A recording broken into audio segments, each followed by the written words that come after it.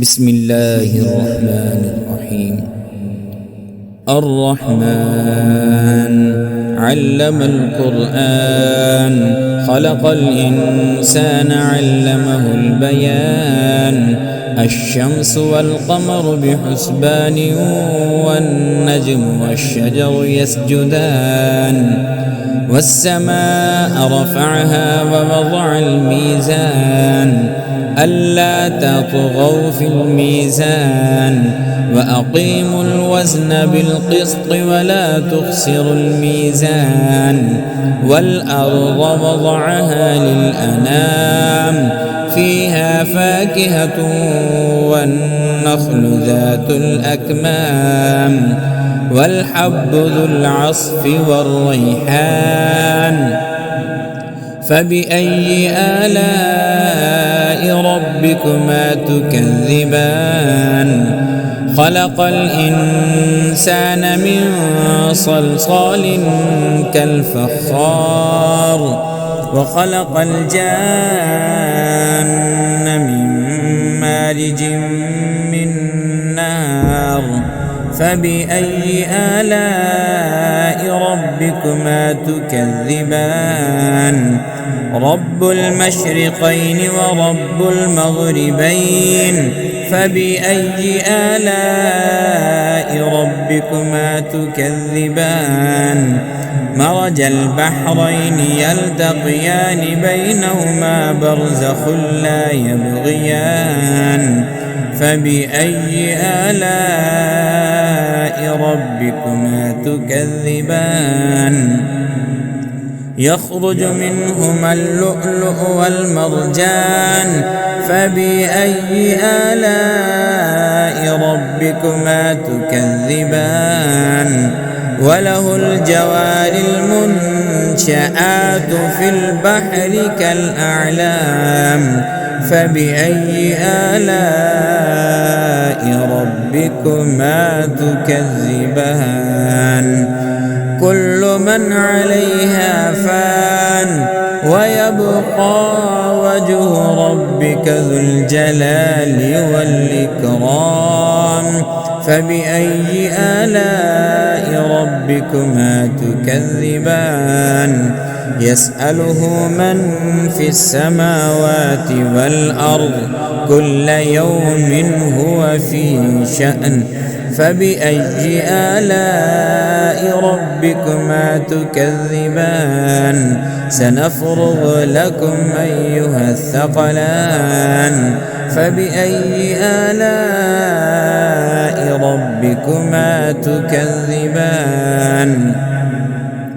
يا معشر الجن والإنس، إن استطعتم أن تنفذوا من أقطار السماوات والأرض فانفذوا، لا تنفذون إلا بسلطان. فبأي آلاء ربكما تكذبان؟ يرسل عليكما شواظ من نار ونحاس فلا تنتصران. فبأي آلاء ربكما تكذبان؟ فإذا انشقت السماء فكانت وردة كالدهان. فبأي آلاء ربكما تكذبان؟ فيومئذ لا يسأل عن ذنبه إنس ولا جان. فبأي آلاء ربكما تكذبان؟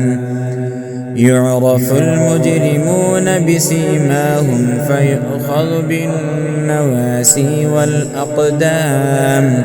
فبأي آلاء ربكما تكذبان؟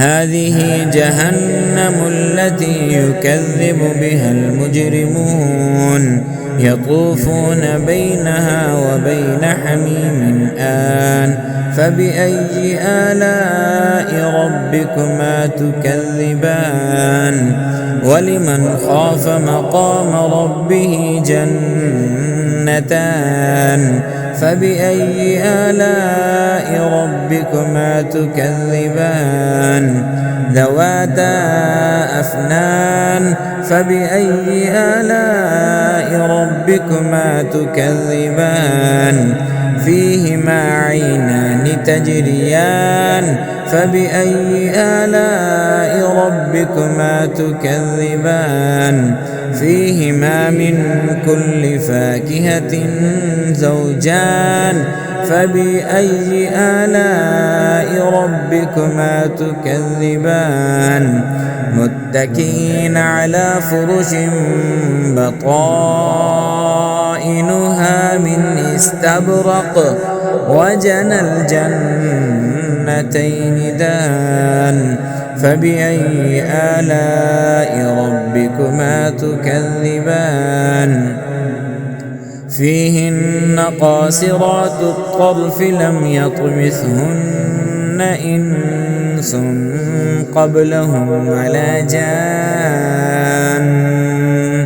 فبأي آلاء ربكما تكذبان كأنهن الياقوت والمرجان فبأي آلاء ربكما تكذبان هل جزاء الإحسان إلا الإحسان فبأي آلاء ربكما تكذبان ومن دونهما جنتان فبأي آلاء ربكما تكذبان مدهامتان فبأي آلاء ربكما تكذبان فيهما عينان نضاختان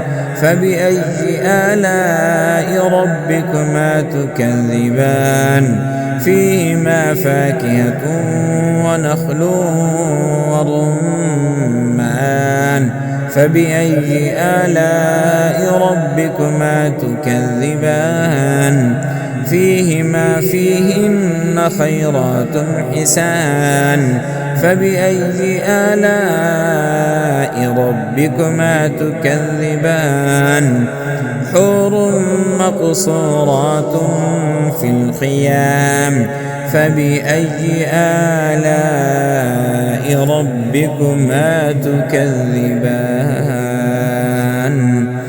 لم يطمثهن إنس قبلهم ولا جان فبأي آلاء ربكما تكذبان متكئين على رفرف خضر وعبقري حسان فبأي آلاء ربكما تكذبان تبارك اسم ربك ذي الجلال والإكرام.